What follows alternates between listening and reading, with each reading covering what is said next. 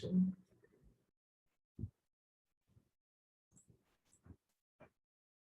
ওকে, আজকে যেটা চ্যাপ্টার শুরু করতেছি এটা হচ্ছে মেকানিক্যাল স্প্রিং চ্যাপ্টার 10। তো স্প্রিং তোমরা এর আগে অনেক চ্যাপ্টারই পড়ছো, অনেক জায়গাতেই।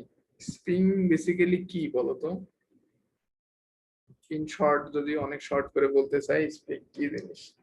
আমরা লোড দেব, এটা হবে, ডিফ্লেকশন শো করবে, এটা হচ্ছে স্প্রিং। তো অনেক টাইপের স্প্রিং আছে, আমরা এখানে দেখবো ডিজাইন কিভাবে করতে হয় স্প্রিং এর এই জিনিসপত্রগুলা। তো চ্যাপ্টারের মধ্যে যা যা আছে সেটা একটু শর্টে দেখাইছি। Stress in helical spring, curvature effect, deflection of helical spring. আচ্ছা, হেলিক্যাল কথাটা তোমরা বোঝো? হেলিক্যাল কি জিনিস? কার কোনো রেসপন্স নাই। হেলিক্যাল স্যার পেঁচানো স্যার। হ্যাঁ, পেঁচানো টাইপের। Solenoid type. সলিনয়েড অন্য জিনিস, হেলিক্যাল আলাদা জিনিস। তো দুটাই পেঁচানো আর কি, কিন্তু তফাৎ আছে দুইটার মধ্যে। তো আমরা একটু ডিরেক্ট টপিকে চলে যাই, কারণ আসলে তো দেখো এখানে একটা হেলিক্যাল স্প্রিং দেওয়া আছে, হেলিক্যাল স্প্রিং, এবং এটার একটা ক্রস সেকশন এখানে শো করা আছে। ক্রস সেকশনে দেখো এখানে একটা হেলিক্যাল স্প্রিং, এই স্প্রিংটাতে উপর থেকে এবং নিচ থেকে ফোর্স এফ আছে। তার মানে অ্যাকচুয়ালি এই স্প্রিংটা এফ ফোর্সের মধ্যে আছে। এটা কি কম্প্রেসিভ নাকি টেনসাইল?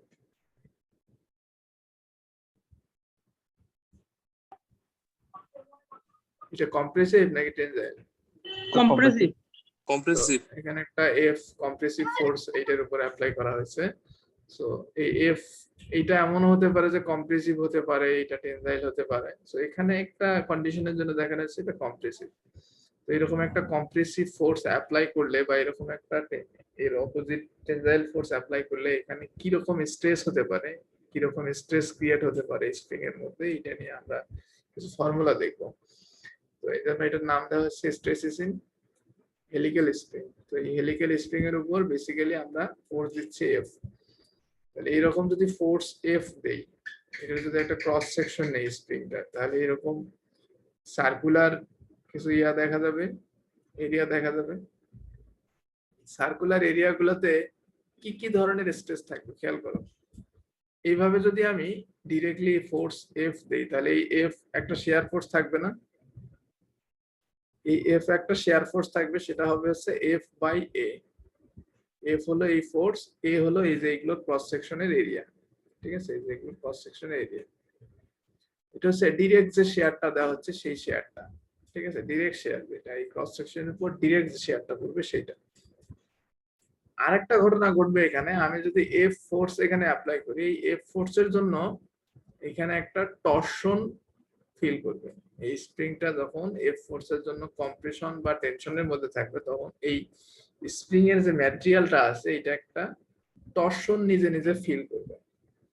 ঠিক আছে, এই টরশনের জন্য সে একটা টরশনাল শেয়ার স্ট্রেস ফিল করবে, সেটা হবে টিআর বাই জে। তো এখন বুঝতে হবে যে এখানে টার্ম গুলা কি, আর কি, জে কি, এগুলো কি জিনিস। ফার্স্ট অফ অল যদি বলি, স্প্রিং এর দেখো এই যে কয়েল গুলা আছে পেঁচানো, এই কয়েলের একটা ডায়ামিটার আছে। এই কয়েল ডায়ামিটারটাকে বলা হচ্ছে স্মল ডি। স্প্রিং এর সরি কয়েল না, এটাকে বলবো wire.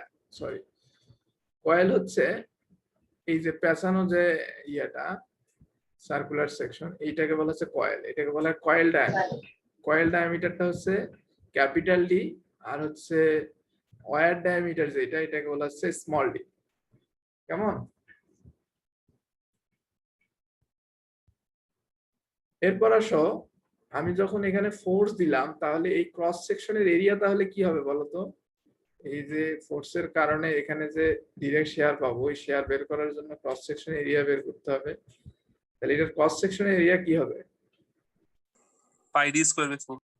Pi small D square by 4। এরপর আসো টিআর বাই জে, যেটা হচ্ছে টরশনের জন্য আসতেছে। তো টর্ক কি হবে? টর্ক হচ্ছে ফোর্স ইনটু ডিসটেন্স, ঠিক না? Force into distance. তাহলে হচ্ছে আমরা ফোর্স দিচ্ছি এই জায়গায়, তাহলে টর্ক যদি এখান থেকে ক্যালকুলেট করতে চাই, তাহলে হবে হচ্ছে ফোর্স এফ ইন্টু d/2 মানে এই যে কয়েল ডায়ামিটার আছে, কয়েল ডায়ামিটার অর্ধেক মানে কয়েল রেডিয়াস, কারণ ফোর্স তো আমি মিডলে দিচ্ছি। কেমন? সো আমি যদি এই ফোর্সটাকে এখান থেকে সরাই এখানে লিখি, তাহলে এই ফোর্স এবং এই টর্কটা এইভাবে লিখতে পারবো ফ্রি বডি ডায়াগ্রাম। তাহলে একটা হলো নরমাল শেয়ার বা ডিরেক্ট শেয়ার, আর আরেকটা হচ্ছে তোমার এখানে টরশনাল শেয়ার। তাহলে দুইটা শেয়ার স্ট্রেসের কারণেই এই বেসিক্যালি স্প্রিং ফেল করবে। যদি কখনো ফেল করে, এই দুইটা শেয়ার স্ট্রেসের কারণেই ফেল করবে। স্যার তাহলে ফোর্সটাকে কি আমি মাঝখান থেকে সরাইতে পারবো? হ্যাঁ, তুমি যদি এখানে ফ্রি বডি ডায়াগ্রাম আঁকাও, এখান থেকে যদি সরাই এখানে লেখো, তাহলে কি হবে? এক নম্বর ফোর্সটা আসবে এবং এই ফোর্সের কারণে এখানে একটা টর্ক ফিল হবে, সেই টর্কটাও দেখাতে হবে। বুঝছো?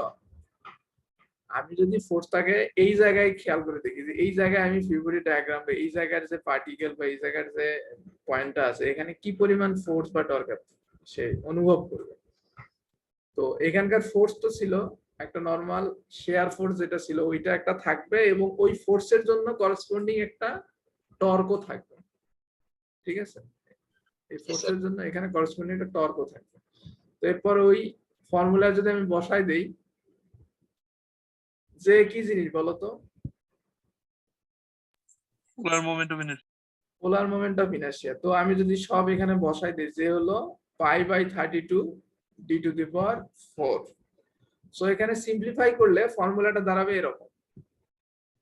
ঠিক আছে? একটা হচ্ছে নরমাল শেয়ার আর একটা হচ্ছে টরশনাল শেয়ার। এই দুটো আমি যদি সিম্পলিফাই করে একটু কাটাকাটি করে লিখি, এরকম হবে। এরপর একটা টার্ম আছে স্প্রিং এর ক্ষেত্রে, এটাকে বলা হয় spring index. Spring index, spring index c = d/t। d উপরেরটা হচ্ছে কয়েল ডায়ামিটার আর নিচেরটা হচ্ছে wire diameter. So coil diameter হচ্ছে এই সেন্টার থেকে এই সেন্টারের যে ডিসটেন্স, সেই ডিসটেন্সটা কয়েল ডায়ামিটার। আর ওয়্যার ডায়ামিটার এই যে তারটা পেঁচানো আছে এই তারের ডায়ামিটার। সো এই দুইটা ডায়ামিটার রেশিওকে বলা হবে স্প্রিং ইনডেক্স। তাহলে স্প্রিং ইনডেক্সের ইউনিট কি হবে? থাকবে না। এরপর আমি যদি এই স্প্রিং ইনডেক্সটাকে এখানে বসাই, এটাকে একটু ছোট করতে চাই ফর্মুলাটাকে, তাহলে ফর্মুলাটা হবে এরকম। ঠিক আছে? তো এখানে এই কেএস নামক যে একটা কনস্ট্যান্ট চলে আসলো, এই কেএসটা আসলে বেসিক্যালি সি এর টার্মের রেসপেক্টে। সি কে যদি আমি এখানে বসাই দিই, তাহলে এখান থেকে উভয় পাশ থেকে এই জিনিসটা কমন যাবে, কেএস এরকম একটা জিনিস আসবে সিম্পলিফাই করলে। কেএসটা হবে এইটা। এটা নতুন একটা নাম দেওয়া হচ্ছে শেয়ার স্ট্রেস কারেকশন ফ্যাক্টর। ঠিক আছে? সো আমি দেখো এই দুইটা টার্মকে একসাথে করলাম স্প্রিং ইনডেক্সের রেসপেক্টে, স্প্রিং ইনডেক্সের সাহায্যে দুইটা টার্মকে একসাথে করলাম এবং এই টার্মটার নাম দিলাম হচ্ছে কেএস। এটাকে বললাম আমরা stress correction, shear stress correction factor, KS. ঠিক আছে? এটাকে বলা হচ্ছে shear stress correction factor, KS. আর এখানে সিটা হচ্ছে স্প্রিং ইনডেক্স, এফটা হচ্ছে যে ফোর্সটা আমি এখানে অ্যাপ্লাই করতেছি সেটা, ডি হচ্ছে কয়েল ডায়ামিটার আর স্মল ডি হচ্ছে ওয়্যার ডায়ামিটার। সো এইটা হচ্ছে যদি আমরা শুধুমাত্র শেয়ার স্ট্রেস গুলাকে কাউন্ট করি, তাহলে সেক্ষেত্রে শেয়ার স্ট্রেসটা কত হবে এইটা বের করার ফর্মুলা। ঠিক আছে? এরপর আসো, এখানে আরেকটা ইফেক্ট থাকবে স্প্রিং এ, যে ইফেক্টের কারণে স্ট্রেস আরেকটু বেশি হবে, এটাকে বলা হচ্ছে কার্ভেচার ইফেক্ট। ঠিক আছে? একটা ইফেক্ট থাকবে যে ইফেক্টটাকে বলা হচ্ছে কার্ভেচার ইফেক্ট। এই ইফেক্টের কারণে এখানে স্ট্রেসটা আরেকটু বেশি হবে। তো এই কার্ভেচার ইফেক্টটা কি জিনিস? বেসিক্যালি যখন আমি স্প্রিংটাকে উপর থেকে কম্প্রেসিভ ফোর্স দিচ্ছি বা টেনজাইল ফোর্স দিব, তখন এটা কার্ভেচার ক্রিয়েট করতেছে। তুমি যদি দেখো এই ফর্মুলাগুলো বসাইছি কিন্তু স্ট্রেট কোনো মেম্বারের জন্য, কিন্তু এগুলো তো স্ট্রেট না, এগুলো তো একটা কার্ভ ফর্ম করে আছে। এগুলো তো একটা কার্ভ ফর্ম করে আছে। এগুলো যদি সিম্পলি স্ট্রেট হইতো, একদম স্ট্রেট হইতো, তাহলে এই ফর্মুলা ওকে ছিল, এই ফর্মুলাগুলো ওকে ছিল। কিন্তু যেহেতু এটা স্ট্রেট না, এটা দেখো একটা অ্যাঙ্গেল করা আছে, একটা কার্ভেচার করা আছে, এগুলাতে একটা কার্ভ আছে। এই কার্ভ থাকার কারণে এই শেয়ার স্ট্রেসটা আরেকটু বেড়ে যাবে। তো ওই ফ্যাক্টরটাকে বলা হচ্ছে এমন একটা নিয়ে আসা ফ্যাক্টর নিয়ে আসা হচ্ছে যেটা হচ্ছে কার্ভেচার ইফেক্ট এবং শেয়ার ইফেক্ট দুইটাকে একখানে করবে। সো এটা একটা ফর্মুলা দিয়ে দেখানো হচ্ছে, এটা প্রুফ আছে একটা, এটা প্রুফটা আমি দেখাইনি এখানে। তো এক্ষেত্রে তাহলে নতুন ইকুয়েশন কি আসবে, tau is equal to KV, এই কার্ভেচার ইফেক্টের জন্য ইফেক্টটাকে ইনক্লুড করার পর কনস্ট্যান্টটা হয়ে গেল কেভি 8f পাই ডি কিউ। মানে দেখো এই অংশটা একই আছে, শুধুমাত্র এই কনস্ট্যান্টটাকে এই ফ্যাক্টরটাকে যা চেঞ্জ করে দেওয়া হলো। এই ফ্যাক্টরটা চেঞ্জ হতো না যদি এগুলো স্ট্রেট হতো, এগুলো তো স্ট্রেট না, এগুলো স্ট্রেট না হওয়ার কারণে এখানে একটা কার্ভেচার ইফেক্ট থাকবে, ইফেক্টের কারণে এই ভ্যালুটা আরেকটু বেড়ে যাবে। বুঝতে পারছো? স্যার এখানে ফোর্সটা মিডলে না থেকে যদি কোন এক প্রান্তে থাকতো ওই ক্ষেত্রে কি বেন্ডিং না, স্ট্রেস তৈরি হতো? মিডলে এখানে সব জায়গায় মিডলে হিসাব করা হবে, প্রান্তে থাকবে না, প্রান্তে থাকলে তো বাকল করবে জিনিসটা, জি স্যার ওটাই বলছি। প্রান্তে থাকবে না। সো এটা হচ্ছে কার্ভেচার ইফেক্টের জন্য ইকুয়েশন। তো সবগুলা কার্ভেচার এবং শেয়ারকে ইনক্লুড করে এই ইকুয়েশনটা আসতেছে আমার। তো বেসিক্যালি অঙ্ক যখন করব বা আমরা যখন একটা স্প্রিং ডিজাইন করব তখন তো স্প্রিংটা আইডিয়ালি চিন্তা করলে হবে না, স্প্রিংটা তো আর এইটা ভার্টিক্যাল কি বলে একদম হরিজন্টাল হবে না, মানে এই লেভেলের মধ্যে কার্ভেচার থাকবে, যার কারণে আমরা এই ইকুয়েশনটাকে কনসিডার করব। এবার আসো এগুলোর জন্য ডিফ্লেকশন কি হবে, এই ফোর্সের জন্য এখানে ডিফ্লেকশন কেমন হবে। সো ডিফ্লেকশন বের করার আমরা একটা ফর্মুলা শিখছিলাম, সেটা হচ্ছে ক্যাস্টিগলিয়ানোস থিওরাম। মনে আছে তোমাদের? জি স্যার। ক্যাস্টিগলিয়ানোস থিওরাম কি ছিল? ক্যাস্টিগলিয়ানোস থিওরাম ছিল এরকম যে যে কোনো ফোর্সের জন্য বা যে কোনো টর্ক মোমেন্ট যাই বলো, যাই অ্যাপ্লাই করা হয় এটার জন্য যদি আমরা টোটাল এনার্জিটা বের করি, যে কতটুকু এনার্জি সে গেইন করলো, সেই এনার্জিটাকে যদি আমরা ফোর্স দিয়ে ডিফারেন্সিয়েশন করি, সেই পয়েন্টের ফোর্স দিয়ে, তাহলে ওই পয়েন্টের ডিফ্লেকশন পাবো। ঠিক আছে? তো ওই লক্ষ্যে আমরা কি করলাম, এনার্জি বের করতেছি, এই ফোর্সের কারণে কি পরিমাণ এনার্জি সে অ্যাবজর্ব করলো এই এনার্জিটা বের করতেছে। তো সে কতটুকু এনার্জি অ্যাবজর্ব করলো, এটা হচ্ছে T² L 2G, এটা দেখবা মনে করে, ওই ইকুয়েশন আমরা ওই চ্যাপ্টারে পড়ছি, এটা সম্ভবত চ্যাপ্টার 4 এ ছিল। প্লাস এই ডিরেক্ট শেয়ারের জন্য যে অংশটুকু এইটা, আর এটা হলো টরশনাল শেয়ারের জন্য। তো দুইটাকে আমি একখানে করলাম, ওই টি হলো এইটা জিনিস, এল কি হবে, এল হচ্ছে লেন্থ। তো টোটাল স্প্রিং এর লেন্থটা হচ্ছে এল, তাহলে টোটাল স্প্রিং এর লেন্থ কত হবে, এখানে যদি নাম্বার অফ টার্ন এন হয়, এন সংখ্যক পেঁচানো অংশ থাকে, তাহলে এটার লেন্থ হবে পাই ডি এন। বুঝতে পারছো? পাই ডি হলো পরিসীমা, একটা পেঁচানো অংশের পরিসীমা হচ্ছে পাই ডি, যদি 10টা থাকে তাহলে 10 পাই ডি হবে। কেমন? জি স্যার। একদম সিম্পল। এরপরে এই ভ্যালুগুলো যদি এখানে পুট করে দেই আমি, এটা আসবে। এরপর এটাকে ডিফারেন্সিয়েশন করব এফ এর রেসপেক্টে, পার্শিয়ালি ডিফারেন্সিয়েশন করব, করলে এটা থাকবে। এবার এটাকে যদি সি দিয়ে আমরা, ওই স্প্রিং ইনডেক্স ছিল ডি বাই ডি, আমরা ডি বাই ডি দিয়ে যদি এটাকে একটু রিপ্রেজেন্ট করি, তাহলে জিনিসটা হবে এরকম। কেমন? তো সি কি ছিল, spring index D by D, তাহলে সি এর ভ্যালু কি একের চেয়ে বড় নাকি ছোট? বড়।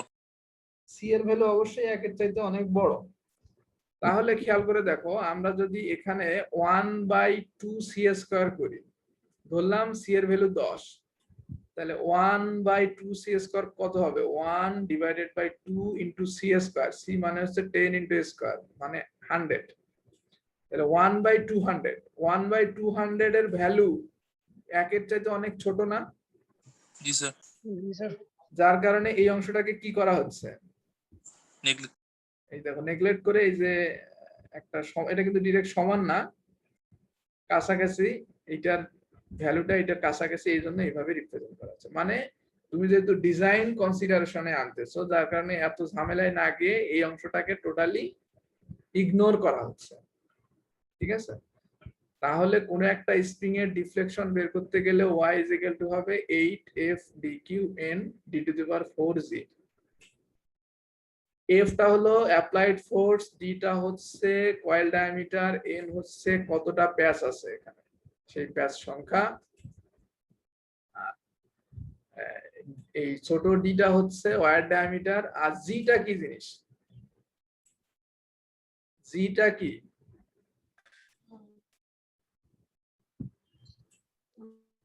ভুলে গেছো? Modulus of rigidity. Modulus of rigidity. হ্যাঁ, জি হচ্ছে modulus of modulus of elasticity হচ্ছে ই, আর রিজিডিটি হচ্ছে জি। তো তোমরা কেউ বলতে পারো স্টিলের ক্ষেত্রে মডুলাস অফ রিজিডিটি কত? 200 গিগাপাস্কেল না? 200 গিগাপ্যাসকেল হচ্ছে ই, মানে মডুলাস অফ ইলাস্টিসিটি। এটা अराउंड 80 গিগাপ্যাসকেলের মতো, বুঝছো? এই ইকুয়েশনটা কিন্তু তোমাদের আমি বলে রাখতেছি এখনই, এই ইকুয়েশনটা তোমরা যখন জব পরীক্ষা দিবা বিভিন্ন জায়গায়, এরপরে পাশ করে বের হওয়ার পর সেই জায়গাগুলোতে লাগবে। সো এটা একটু মনে রাখার চেষ্টা করবা, এমনিতেই তো লাগবেই, বইয়ে তো আছেই, তারপরে এই জিনিসগুলা যদিও অনেক সিম্পল কিন্তু ইকুয়েশন গুলা বেশ কাজের। সো মেকানিক্যাল ইঞ্জিনিয়ার হিসেবে স্প্রিং খুবই গুরুত্বপূর্ণ একটা জিনিস, তোমার কাছে এই ফান্ডামেন্টাল গুলা জেনে রাখতে হবে তোমার। সো স্প্রিং এর ক্ষেত্রে কেউ যদি বলে তোমাকে একটা কোশ্চেন করে যে কোন একটা স্প্রিং ফেল করছে, তাহলে এটা কিসের জন্য ফেল করছে, টেনজাইল লোডের জন্য ফেল করছে নাকি শিয়ার লোডের জন্য ফেল করছে, যদি তোমাকে বলে তুমি তখন কি বলবা? এখানে যা কিছু করা হয়েছে কিন্তু শেয়ার লোডের জন্য, ঠিক আছে? সো বলবা কিন্তু শেয়ারের কারণে ফেল করছে।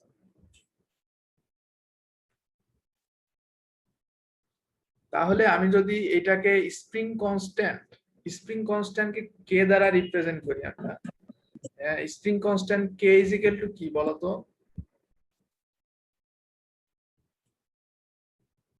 Spring constant K is equal two কি তোমরা বেসিক্যালি কি জানো? F by X না স্যার?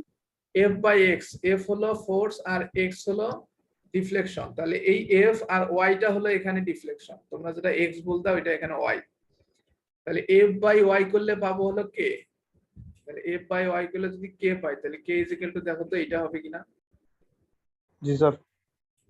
সো এটা একদম সিম্পল জিনিস, তো y মনে রাখলে k অটোমেটিক এখান থেকে বের করতে পারবে।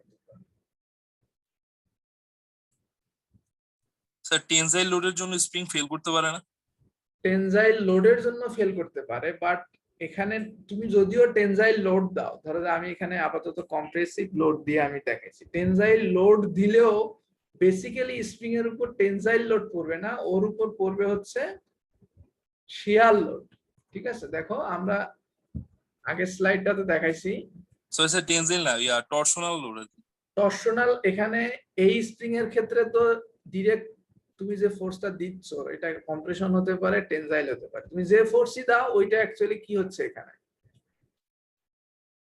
শেয়ার হয়ে যাচ্ছে না, একটা হচ্ছে ডিরেক্ট শেয়ার, একটা টরশনাল শেয়ার।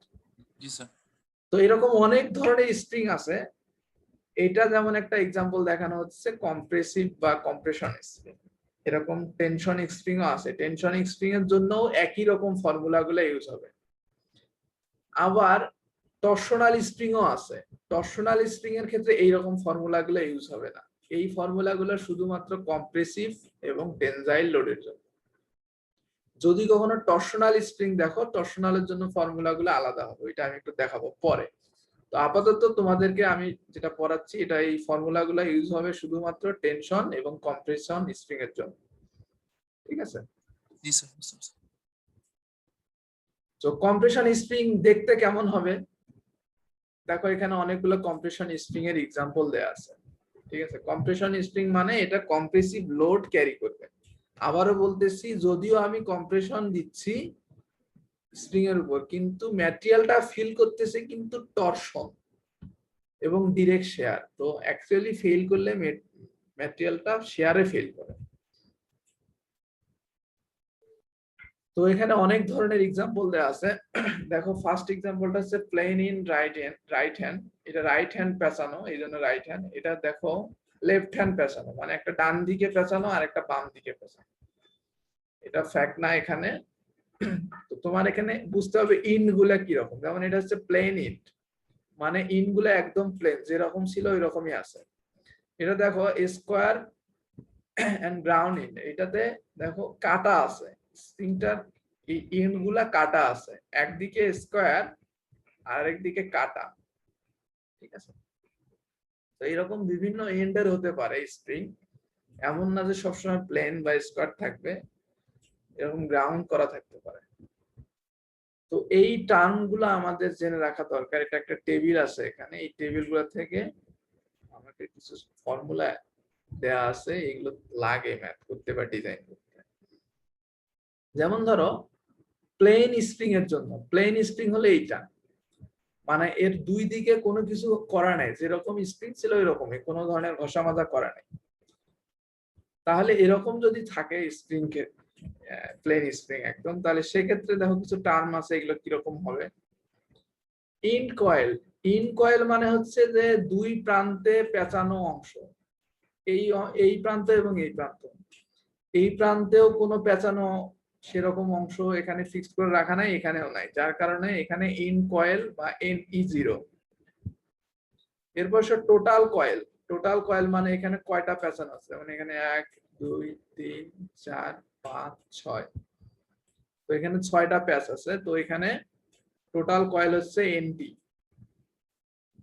এটা হচ্ছে অ্যাক্টিভ কয়েলের সমান, টোটাল কয়েল এবং অ্যাক্টিভ কয়েল এই প্লেনের জন্য একই।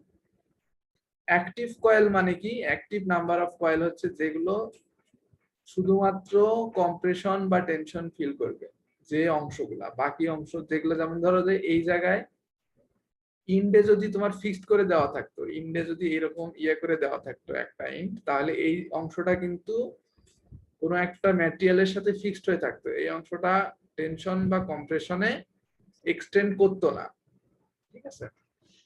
যেমন প্লেন এবং গ্রাউন্ডের ক্ষেত্রে দেখো একটা এন্ড কয়েল এক আছে, এই জায়গায় একটা এন্ড ফিক্সড থাকে, যার কারণে এখানে টোটাল কয়েল হচ্ছে অ্যাক্টিভ কয়েলের সাথে এক যোগ করতে হবে, ঠিক আছে। এরপর আসো ফ্রি লেন্থ। ফ্রি লেন্থ মানে তুমি যদি এটাকে ছেড়ে দাও, কোনো লোড না দাও, তাহলে এটার লেন্থ কেমন হবে।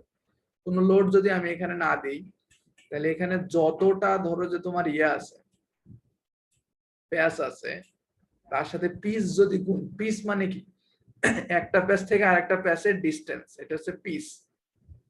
তাহলে এই যে P into N A active coil number, এটা যদি আমি গুণ করে দেই, তাহলে এইখান থেকে এইটুকু পাবো, এর সাথে যদি এই ডায়ামিটার যোগ করে দেই, তাহলে টোটাল লেন্থটা পাবো। সো এটা বিভিন্ন স্প্রিং এর জন্য এই ফর্মুলাটা দেখো বিভিন্ন রকম হয়ে গেছে। স্যার অ্যাক্টিভ কয়েলটা আরেকবার বললে ভালো হতো। অ্যাক্টিভ কয়েলটা হচ্ছে যে কয়েলটা টেনশন কম্প্রেশনে ডিফ্লেক্ট করবে, যে অংশটা, যেমন ধরো এইটার ক্ষেত্রে, এইটা যদি কোনো ম্যাটেরিয়ালের সাথে লাগানো থাকে, তাহলে এই একটা প্যাচ তো এখানে বন্ধ হয়ে থাকলো, ওইটা কি অ্যাক্টিভ থাকতেছে নাকি ওইটা ডিঅ্যাক্টিভ থাকতেছে তখন। এইটার ক্ষেত্রে একটা প্যাচ কিন্তু দেয়ালের সাথে বা তুমি যে ম্যাটেরিয়াল বা তুমি যার সাথে ফিক্স করবে সেটার সাথে লেগে থাকতেছে, ঠিক আছে। ফ্রি না, এটা যেমন ফ্রি, এটা তেমন ফ্রি না। তো যার কারণে ওইটা, ওই একটা প্যাচ তখন আমার অ্যাক্টিভ থাকতেছে না, কেমন।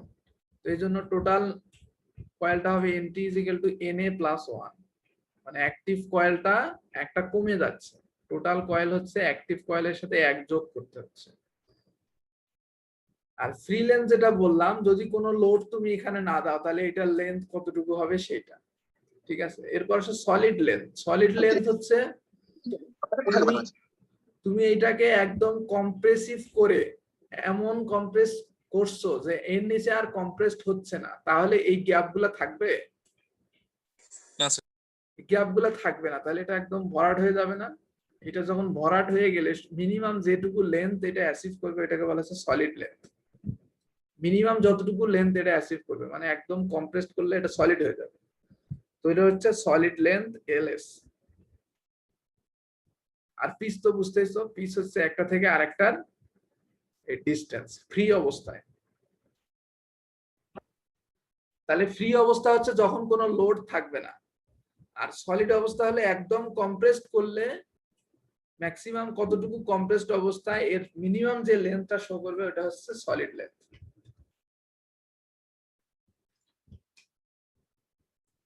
তো তোমাদের প্রবলেম করতে গেলে বলে দেবে শুরুতেই যে এটা কি প্লেন স্প্রিং নাকি প্লেন এন্ড গ্রাউন্ড নাকি স্কয়ার এন্ড ক্লোজ, এগুলো সব বলে দেওয়া থাকবে।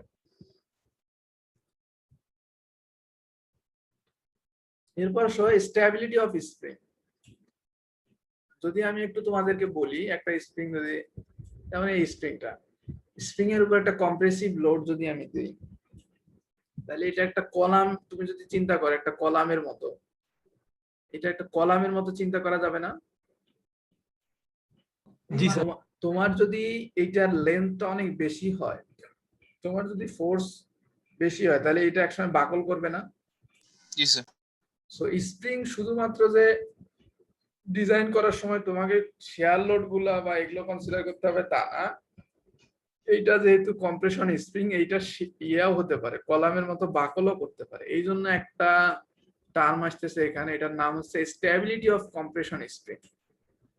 কম্প্রেশন স্প্রিংটা স্টেবল কিনা এটা আমাকে চেক করতে হবে। তো এটা চেক করার জন্য ফর্মুলাটা কি, তোমরা দেখছো চ্যাপ্টার 4-এ কলাম বাকলের যে ফর্মুলা পড়ছো, ওইখান থেকে একটা ফর্মুলা ড্রাইভ করে নিয়ে আসা হয়েছে এইটা।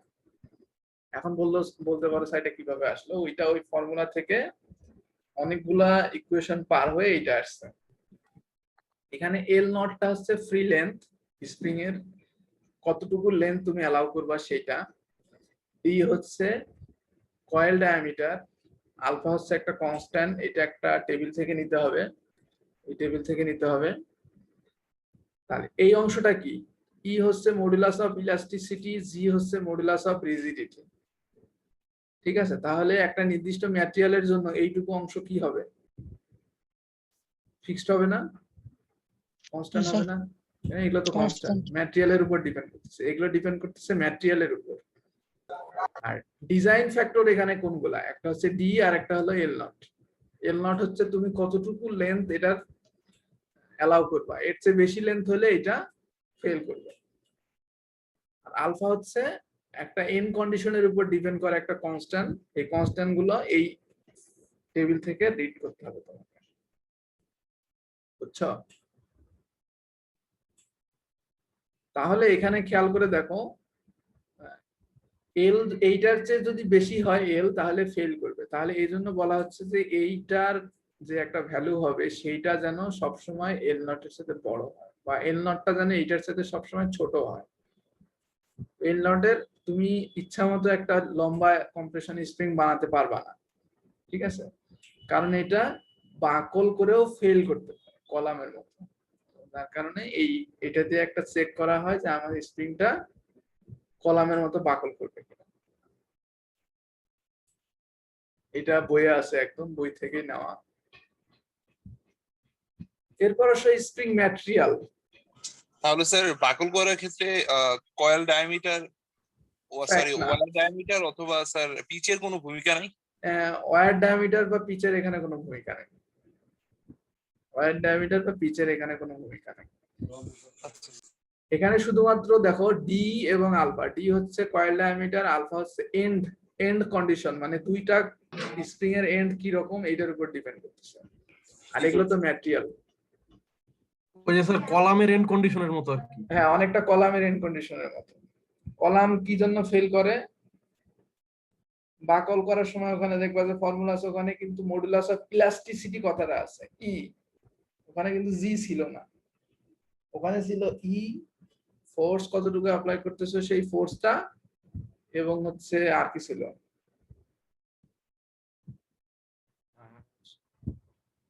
ই আর হচ্ছে ইন কন্ডিশনের জন্য একটা সি ছিল। এই কয়েকটা জিনিস, ওখানে কিন্তু বেশি কিছু জিনিস ছিল না।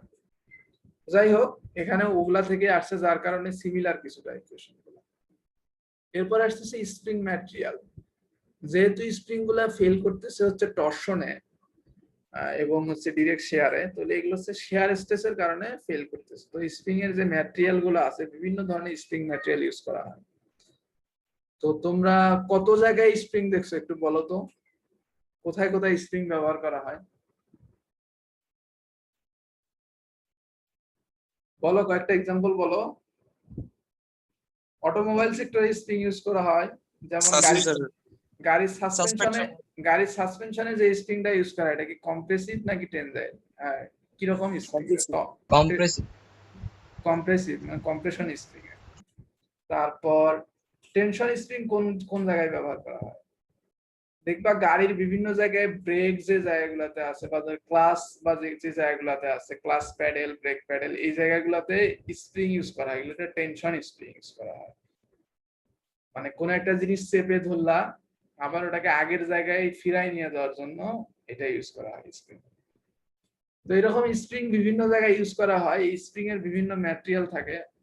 অনেকে পিয়ানো বাজাইছো না, পিয়ানো, গিটার, ওগুলোর ওয়্যার গুলা কি স্প্রিং থাকে না? সূক্ষ্ম স্প্রিং, জি স্যার। অত পেছনে পেছনে থাকে না? ওগুলাও হচ্ছে এক ধরনের ম্যাটেরিয়াল। ওগুলাকে বলা হয় সম্ভবত কি ম্যাটেরিয়াল, ভুলে গেলাম, আসবে এটা। তো অনেক ধরনের ম্যাটেরিয়াল আছে। ওই ম্যাটেরিয়াল গুলার আলটিমেট স্ট্রেংথ বের করার একটা ফর্মুলা আছে। দেখো এসইউটি হচ্ছে আলটিমেট টেনজাইল স্ট্রেংথ। এটা বের করার ফর্মুলা হচ্ছে A divided by D to the power m। এগুলো সবগুলাই হচ্ছে এক একটা করে ফ্যাক্টর, এগুলো ডিপেন্ড করে বিভিন্ন ম্যাটেরিয়ালের উপর। তাহলে A হচ্ছে এই কলাম থেকে পাবো, D পাবো কোন কলাম থেকে? D পাবো হচ্ছে কি বলে তোমার ডায়ামিটার, স্প্রিং ডায়ামিটার, বা তোমার এটাকে স্প্রিং ডায়ামিটার বলতেছি কেন, সরি, ওয়্যার ডায়ামিটার।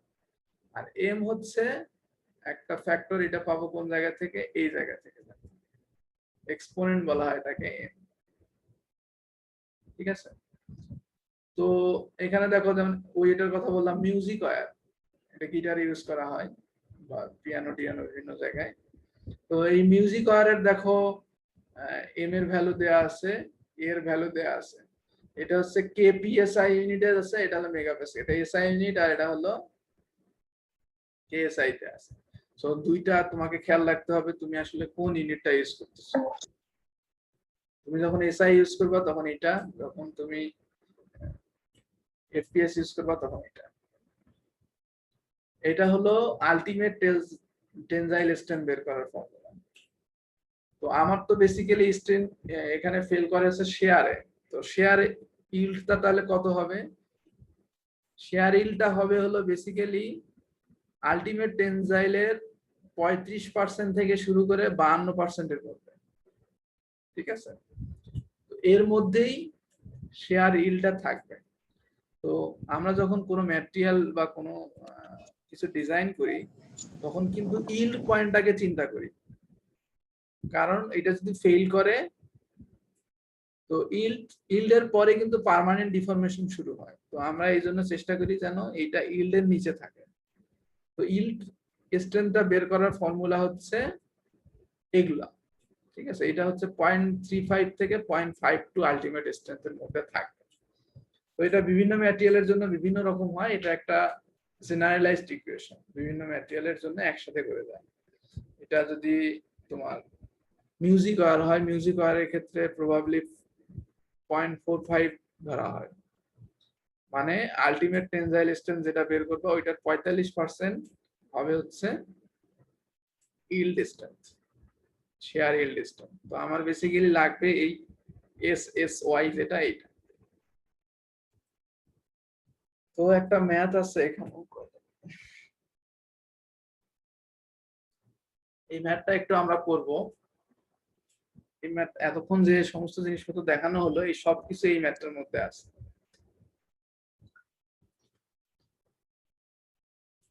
একটা হেলিক্যাল কম্প্রেশন স্প্রিং আছে, দেখো আমি তো নিজেই দেখতে পাচ্ছি না, কারণ আমার এখানে স্লাইডে হয়ে আছে। তো আচ্ছা, কেউ একজন পড়ো তো একটু উপরের লাইনটা, কি লেখা আছে? A helical compression spring is made of কি লেখা ওই জায়গায়? 16 music wire. 16 music wire. The outside coil diameter of spring is 7/16 inch. এইটা কি আউটসাইড কয়েল ডায়ামিটার বলতে কি বোঝানো হয় বলো তো? আউটসাইড কয়েল ডায়ামিটার মানে এই প্রান্ত থেকে এই প্রান্ত, মানে একদম বাইরের প্রান্ত থেকে বাইরের প্রান্তের যে ডায়ামিটার, এটা হচ্ছে 7/16 inch. The end are squared and there are 12 half total turn, মানে 12.5টা টার্ন আছে এটার মধ্যে, ঠিক আছে। সো টার্ন যে সবসময় ফুল নাম্বার হবে তা না, এটা ফ্র্যাকশনেও হতে পারে। তো বলা হচ্ছে একটা এরকম কম্প্রেশন স্প্রিং আছে যেটার 12.5টা টার্ন আছে এবং এইটা হচ্ছে 7/16 আউটার ডায়ামিটারের একটা স্প্রিং। তো আমাকে এখান থেকে কিছু জিনিস বের করতে হবে। Estimate the torsional yield strength of the wire, estimate the static load.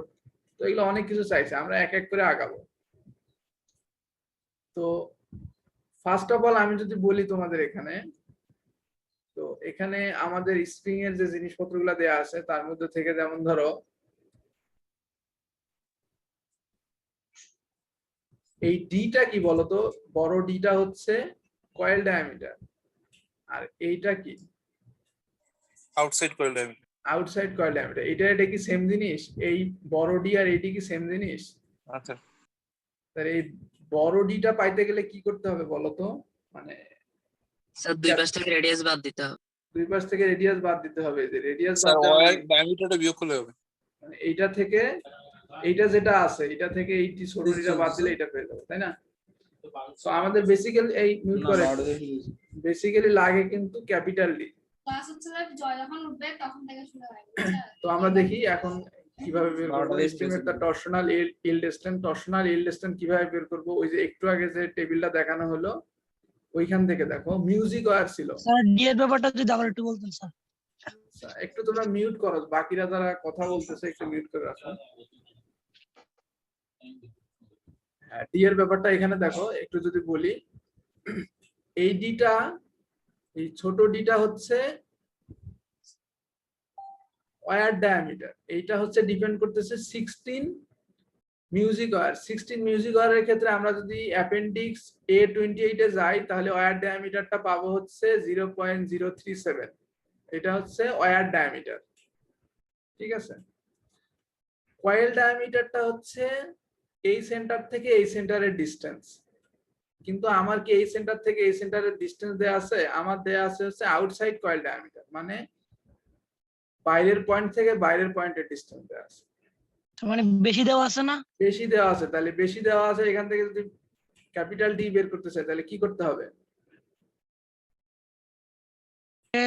দুই পাশে রেডিয়াস বাদ দিতে হবে। হ্যাঁ, এই যে 7/16 থেকে দুই পাশের রেডিয়াস বাদ দিতে, রেডিয়াস মানে এই যে টোটাল কথা হচ্ছে ডিটা বাদ দিতে হবে। ওটা আসবে একটু পর, যাই হোক। তো আমরা এখান থেকে যদি আমাদের বের করতে পারি টরশনাল ইল্ড। টরশনাল ইল্ড বের করতে গেলে আমার আলটিমেট টেনজাইল স্ট্রেন্থ বের করতে হবে। আলটিমেট টেনজাইল স্ট্রেস একটু আগে ফর্মুলা দেখাইলাম, A/D⁻M। এ পাবো কোন জায়গা থেকে? ওই যে টেবিল থেকে পাবো। ডি পাবো কোন জায়গা থেকে? অ্যাপেন্ডিক্স A28 এ ডি আছে 0.037। আর এম হচ্ছে এক্সপোনেন্ট যেটা 0.145। তো এগুলো কিন্তু সব কিন্তু এফপিএস ইউনিটে, ঠিক আছে। এখানে এফপিএস ইউনিটে দেওয়া আছে যার কারণে এফপিএস গুলো রিড করা হয়েছে। একটা এফপিএস একটা এসআই নিলে কিন্তু বিশাল বড় ভুল হয়ে যাবে। এসআই ইউনিটে নিলে সব এসআই ইউনিটে নিতে হবে, এফপিএস নিলে সব এফপিএস নিতে হবে। এখান থেকে পাইলাম 324 কেপিএসআই এসইউটি। এটা হচ্ছে আলটিমেট টেনজাইল। আমাকে বের করতে বলা হয়েছে টরশনাল ইল্ড। টরশনাল ইল্ড কত হবে? ওই যে বললাম টরশনাল ইল্ড হলো 35% থেকে 52% এর মধ্যে থাকে, ঠিক আছে। 35 থেকে 52%। সো এই মিউজিক ওয়্যারের জন্য এটা হবে হচ্ছে 45% এর মাঝামাঝি। তো এইটার 45% করলে হবে হচ্ছে 146 কেপিএসআই, ঠিক আছে। সো আমাকে যখন ডিজাইন করতে হবে এই স্প্রিংটা, এই ইল্ডের জন্যই ডিজাইন করতে হবে, এই 146 কেপিএসআই এর জন্যই ডিজাইন করতে হবে। এরপর বলা হয়েছে estimate the static load corresponding to the yield strength. বলা হয়েছে কি পরিমাণ স্ট্যাটিক লোড এখানে দেওয়া যাবে এইটা তোমাকে বের করতে হবে। তাহলে কি পরিমাণ স্ট্যাটিক লোড এখানে দেওয়া যাবে এটা বের করব কিভাবে? এটা বের করার জন্য আমাকে যদি দেখতে হয় এই ইকুয়েশনটা, কিন্তু তোমাদের যদি একটু মনে করাই দেই, এটা কোন ইকুয়েশনটা, এই দেখো, এই টাউটাই হবে হচ্ছে ইল শেয়ার স্ট্রেংথ, এটা বসাইতে হবে, এবং কেবিটা হবে হচ্ছে এই কারেকশন ফ্যাক্টর, এফ হচ্ছে আমাকে বের করতে হবে, ডি হচ্ছে কয়েল ডায়ামিটার, আর স্মল ডি হচ্ছে ওয়্যার ডায়ামিটার। মানে এই ফর্মুলাটা ইউজ করতে হবে, এখান থেকে ফোর্স এফ বের করতে হবে।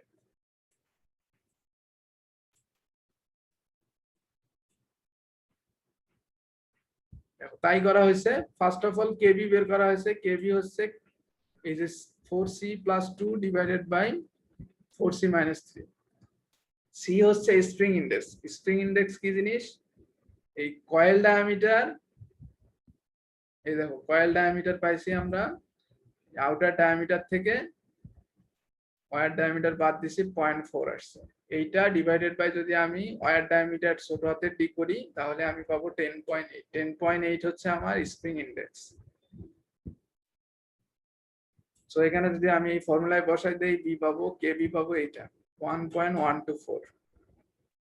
সো ওই ফর্মুলায় যদি এখন বসাই দেই, তাহলে force F is equal two হবে পাই ডি কিউ এসএসওয়াই।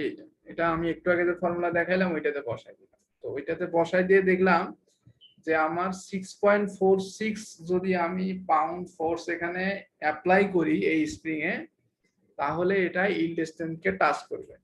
তার মানে এই স্প্রিং এর ক্ষেত্রে, আমি যে স্প্রিংটা নিয়ে কথা বলতেছি, এই স্প্রিং এর ক্ষেত্রে কখনোই 6.46 এর বেশি ফোর্স অ্যাপ্লাই করা যাবে না, তাহলে এটা ইল্ড পার করবে, এবং ইল্ড পার করলে এটা পার্মানেন্ট ডিফর্মেশন শুরু হয়ে যাবে।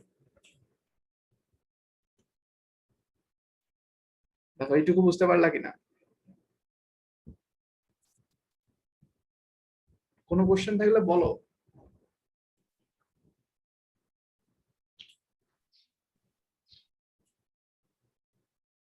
কোশ্চেন নাই?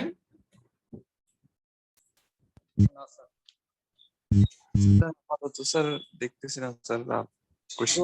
রোল নম্বর 36 আছো অনেক? জি স্যার। অনেক বলো তো, এখানে যে ফোর্সটা পাইছি, জি স্যার। এই ফোর্সটা অ্যাপ্লাই করলে এখানে কি ঘটনা ঘটবে? স্যার এর চেয়ে বেশি ফোর্স অ্যাপ্লাই করা যাবে না, তাইলে স্যার ফেল করবে। কিসে, মানে এই ফোর্সটা অ্যাপ্লাই করলে কি হবে? এই স্যার ফোর্সটা ক্রিটিক্যাল। ক্রিটিক্যাল ফোর্স, কারণ হচ্ছে যে এইটা অ্যাপ্লাই করলে এই স্ট্রেংথটা টাচ করবে। ঠিক আছে, এই স্ট্রেংথটা এখানে নেওয়া হয়েছে যেহেতু এসএসওয়াই। স্যার ওইখানে ফোর্সের যে ফর্মুলা দেখেছিলেন, ওইখানে এসএসওয়াই কি ছিল? ওখানে টাউ ছিল, ওই টাউটাই তো এসএসওয়াই। মানে টাউ ছিল, বুঝছো? টাউটা তো হলো স্ট্রেস। তো আমি যদি আমার ম্যাটেরিয়ালের জন্য এটা বের করতে, তাহলে ম্যাক্সিমাম এই পরিমাণ স্ট্রেস আমি দিতে পারবো, তাহলে এটাই আমি এখানে বসেছি এসএসওয়াই। টাউটাই হচ্ছে এসএসওয়াই। এরপর যদি আমরা যাই সি নম্বরে, সিতে বলছে estimate the scale of spring. Scale বলতে বোঝানো হচ্ছে এখানে, স্প্রিং স্কেল বলতে বোঝানো হয় স্প্রিং কনস্ট্যান্ট। তো স্প্রিং কনস্ট্যান্টের ফর্মুলা তোমাদের দেখাইছি আমি। স্প্রিং কনস্ট্যান্ট ফর্মুলা হচ্ছে d⁴ তো সবই তুমি জানো, এখানে বসাই দিবা, কে পেয়ে যাবা। কে হচ্ছে স্প্রিং স্কেল বা স্প্রিং কনস্ট্যান্ট, এটা হবে 4.13 lbf পার ইঞ্চ। স্যার এন এটা কি? এন এটা হচ্ছে অ্যাক্টিভ টার্ন। এই যে একটু আগে যে একটা টেবিল দেখাইলাম, এই দেখো নাম্বার অফ অ্যাক্টিভ কয়েল বা অ্যাক্টিভ টার্ন। অ্যাক্টিভ টার্ন কত এটা। এখন এটা পাবো কিভাবে, এটা হলো কথা। আমার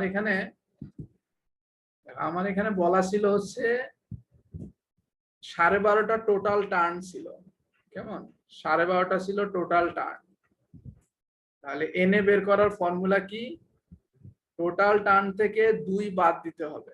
কেন 2 বাদ দিলাম?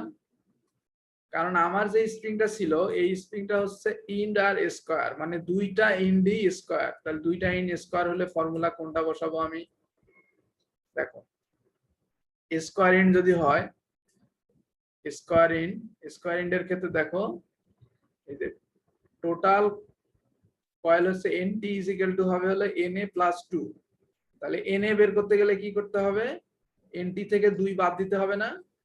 জি স্যার। ওইটাই করা হয়েছে। তো আমার এখানে সবই দেয়া ছিল, শুধুমাত্র এনএটা বের করছি, ওই 12.5 থেকে 2 বাদ দিয়ে দিচ্ছি 10.5, আর বাকিগুলো তো জি তো তুমি টেবিল থেকে পাবা, টেবিল 10.5, এখান থেকে জি পাওয়া, মডুলাস অফ রিজিডিটি, বড় হাতের ডি হচ্ছে তোমার কয়েল ডায়ামিটার, এনএ হচ্ছে অ্যাক্টিভ টার্ন, এখান থেকে তুমি পেয়ে গেলা স্প্রিং কনস্ট্যান্ট কে। এরপর বলা হয়েছিল স্প্রিং কনস্ট্যান্ট কে বের করলাম, এরপর হচ্ছে যে estimate the deflection that would be caused by the load in part B. কি পরিমাণ ডিফ্লেকশন ঘটবে যেটা আমরা বি তে যে ফোর্সটা পাইছি এটা অ্যাপ্লাই করব। বি তে যে ফোর্সটা পাইছি এটা হলো 6.46 পাউন্ড। এই পরিমাণ ফোর্স যদি ওখানে অ্যাপ্লাই করি কি পরিমাণ ডিফর্মেশন হবে এটা বের করার ফর্মুলা কি হবে? স্যার ওই যে ক্যাসিগ্রেনাস ছিলেন। ওই যে যেটা আমরা তোমরা বললা শুরুতেই যে k is equal to f by x, তাহলে ওখান থেকে x বলতে এখানে y actually, y is equal to f by k করে আমি এখান থেকে পাইলাম 1.56, মানে 1.56 ইঞ্চ এটা কমে যাবে এটার লেন্থ বা এটা ডিফ্লেক্ট করবে। এরপর বলছে estimate the solid length of the spring. solid length মানে তুমি যদি এটাকে একদম কম্প্রেসড করো তাহলে এটা সলিড লেন্থ কতটুকু হবে এটা বের করতে হবে। এটা ওই টেবিল থেকে পাবো ফর্মুলা, ওই টেবিলটা আর দেখাচ্ছি না, ওই টেবিলে দেখবা এই যে টেবিল 10.1 এ আছে, ফর্মুলাটা হচ্ছে এইটা nt প্লাস 1d। nt হচ্ছে টোটাল নাম্বার অফ টার্ন, ঠিক আছে, টোটাল নাম্বার অফ টার্নের সাথে 1 যোগ করলাম ইনটু d। এটা যদি একটু মানে মাথায় নেওয়ার চেষ্টা করো, nt হলো টোটাল নাম্বার অফ টার্ন, ঠিক আছে, টোটাল নাম্বার অফ টার্ন এখানে জয়টা থাকবে ততটা, এর সাথে যদি এই d টা গুণ দাও, এর সাথে 1 যোগ করে d গুণ দাও, তাহলে এই লেন্থটা পেয়ে যাবে না। এটা যদি একদম কম্প্রেসড অবস্থায় থাকে সেই সময়ের লেন্থ। স্যার এক যোগ করা লাগে কেন? 1 যোগ করা লাগে কারণ এই যে 2 এন্ড থাকে, এই যে 2 এন্ড থাকে, এই 2 এন্ড হলো এখানে স্কয়ার করা ছিল, ওটা হচ্ছে স্কয়ার করা থাকে মানে লেগে ছিল ওইটা, তো এটা হিসাবে আনার জন্য 1 যোগ করতে হয়। এটা যদি স্কয়ার করা না থাকতো, স্কয়ার করা না থাকলে স্কয়ার যেখানে করা নাই ওখানে কিন্তু 1 ছিল না। আচ্ছা যাই হোক, এইটা হলো আসছে, মনে রাখবা তুমি একদম ফোর্স অ্যাপ্লাই করে কম্প্রেস করলে এর লেন্থ কতটুকু হবে। এরপর হচ্ছে কি চাইছে, what length would be the spring to be ensured that when it's compressed solid, এবং রিলিজ করে দিলে ফ্রি লেন্থ কতটুকু হবে, ফ্রি লেন্থ বের করতে বলা হয়েছে। ls এবং l নটটা হচ্ছে ফ্রি লেন্থ, তাহলে ফ্রি লেন্থ কি হবে, কোন সময়ের জন্য ওই ফোর্স অ্যাপ্লাই করার সময় এটার লেন্থ কতটুকু হবে। তাহলে সলিড লেন্থ থেকে কি করব, আমি যদি ওই ফোর্সটাকে সরাই নেই তাহলে এই পরিমাণ সে উপরে উঠবে, মানে ভেসে উঠবে।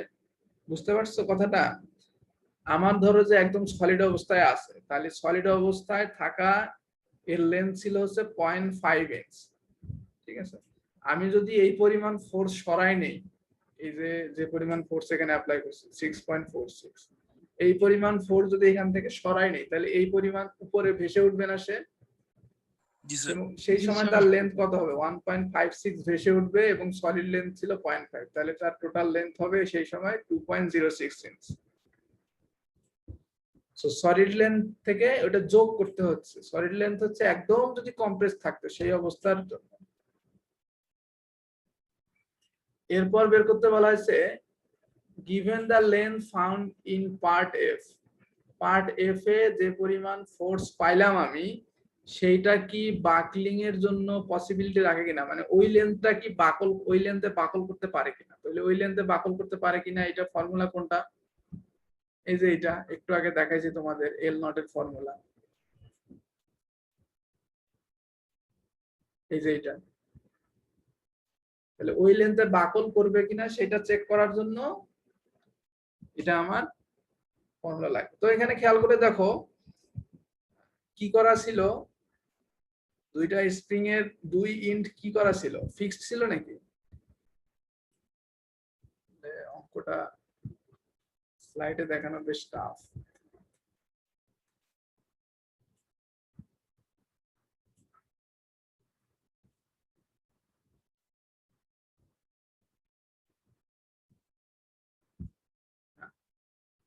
এই দেখো স্প্রিংটা ছিল spring supported between flat parallel plates, fixed in ছিল দুটো। ফিক্সড ইন থাকলে আলফার ভ্যালু হচ্ছে 0.5, তাহলে আলফার ভ্যালু 0.5, পায়ের ভ্যালু জানো, ডি এর ভ্যালু জানো। এইটা তো ম্যাটেরিয়ালের একটা প্রপার্টির উপরে একটা ভ্যালু আসবে, তাহলে ইজি এগুলো সব যদি এখানে বসায় দাও এইটা একটা ভ্যালু পাবা। এখান থেকে এই টেবিল থেকে আলফা পেয়ে গেল 0.5, তাহলে এখানে সব বসায় দাও। তাহলে একটু খেয়াল করে দেখো, আমরা যদি ওখান থেকে সব বসায় দেই, সব যদি বসায় দিই তাহলে এই কনস্ট্যান্ট অংশটা হবে 2.63 ডি বাই আলফা। ডি হচ্ছে 0.4, আলফা হচ্ছে 0.5, যদি বসায় দিই তাহলে 2.10। স্যার স্যার স্প্রিংটা স্যার এখানে মানে ফিক্সড ইন করা স্যার, এটা কি মানে প্রশ্ন থেকে কি আমরা বুঝতে পারবো? প্রশ্নে তো দেখো বলে দেয়া আছে। হয়ে গেল আউটসাইড কয়েল ডায়ামিটার, তো ইনার স্কয়ার দেয়ার এতটা এস্টিমেট। এখানে যে দেখো বলা আছে কই গেল, ইন্ডার স্কয়ার, ইন্ডার স্কয়ার, যদি স্কয়ার্ড ইন থাকে এখানে ডাইরেক্ট ওইভাবে বলা নাই, তো স্কয়ার ইন থাকলে দুই ইন্ডে স্কয়ার্ড করা আছে মানে দুই ইন্ডে ঘষে দেয়া আছে, তো আমরা তখন এখানে ধরে নিচ্ছি যে দুইটা ফিক্সড অবস্থায় আছে। ফিক্স যদি না থাকে এখানে বলে দেয়া নেই স্পেসিফিক্যালি। স্যার 2.63 এটা কোথায় পাবো স্যার? এটা কি দেওয়া থাকবে? 2.63 না, এটা তোমাকে ক্যালকুলেশন করে বের করতে হবে, দেখাইলাম না 2.63 কিভাবে আসলো। স্যার ওই বুঝছি স্যার, ওগুলাকে এগুলো ক্যালকুলেশন করবা। হ্যাঁ ইজি, এটা কিন্তু তোমাদের দেখবা যে এই ম্যাটেরিয়ালের জন্য, স্টিলের জন্য এটার ভ্যালুটা বইয়ে দেয়া আছে, মানে এইভাবে একটা এরপর শর্ট ইকুয়েশন তৈরি করে দেয়া আছে। আমি শর্ট ইকুয়েশনটা দেখাই নাই এখানে, শর্ট ইকুয়েশনটা ইউজ করতে পারবো। শর্ট ইকুয়েশনটা হলো ওইটা যেটা এখানে ম্যাথে ইউজ করছে, ম্যাথে তো আর অত বড় ইকুয়েশন ইউজ করবে না, তো বোঝানোর জন্য আমি পুরোটাই দিছিলাম, এখানে শর্ট করে দিয়ে দিচ্ছে। তো এখানে দেখা যাচ্ছে যে যদি এই এল নটটা 2.1 এর কম হয় তাহলে এইটা বাকল করবে না, তাহলে আমার এল নট পাইছি কত 2.06, এটা অবশ্যই 2.1 এর চাইতে কম, তার মানে এটা বাকলিং করবে না, ওই লেন্থের জন্য এটা বাকলিং করবে না। এরপর আসো ফাইনালি 23 নম্বরে যা হয়েছে পিস কত হবে। পিস বের করার ফর্মুলা হচ্ছে L0 - 3D divided by n। এটা কোন জায়গা থেকে পাবো? Table 10A। টেবিল 10A যেতে যাই আমি, table 10A L0 - 3D divided by n, ঠিক আছে। স্কয়ার যদি থাকে, দেখো একটা কথা কিন্তু এখানে লেখা আছে, স্কয়ার যদি থাকে, স্কয়ার থাকা মানেই ক্লোজড অবস্থায় আছে। তো বোথ ইন স্কয়ার্ড মানে কি? বোথ ইন ক্লোজ অবস্থায় আছে। কি জানো একটা কোশ্চেন করলা না যে তার মানে ফিক্সড করা। হ্যাঁ, ক্লোজ মানে হচ্ছে লাগানো আছে, দুইটা ইন্ডেই লাগানো আছে, একদম ফিক্সড করে দেয়া আছে দুইটা। তাহলে দুইটা ইন্ডি ফিক্সড করে দেওয়া থাকলে সেক্ষেত্রে আমার এখান থেকে পিচের ফর্মুলা ইউজ করতে হবে এইটা, L0 - 3D divided by n। So basically অঙ্ক করতে গেলে কিন্তু আমার এই টেবিলটা লাগতেছে 10.1, এটা একটা লাগতেছে, আর একটা লাগতেছে কোনটা 10.2। 10.2 থেকে খালি একটা ডাটাই লাগলো, এটা হচ্ছে 0.5 স্প্রিং কনস্ট্যান্ট, এই যে ফিক্সড ইন্ডের জন্য, ক্লোজ ইন্ডের জন্য। সো আশা করি বুঝতে পারছো এই ম্যাথ খুব কঠিন কিছু না, এই কয়েকটা জিনিস বের করতে হবে। কয়টা বাজে?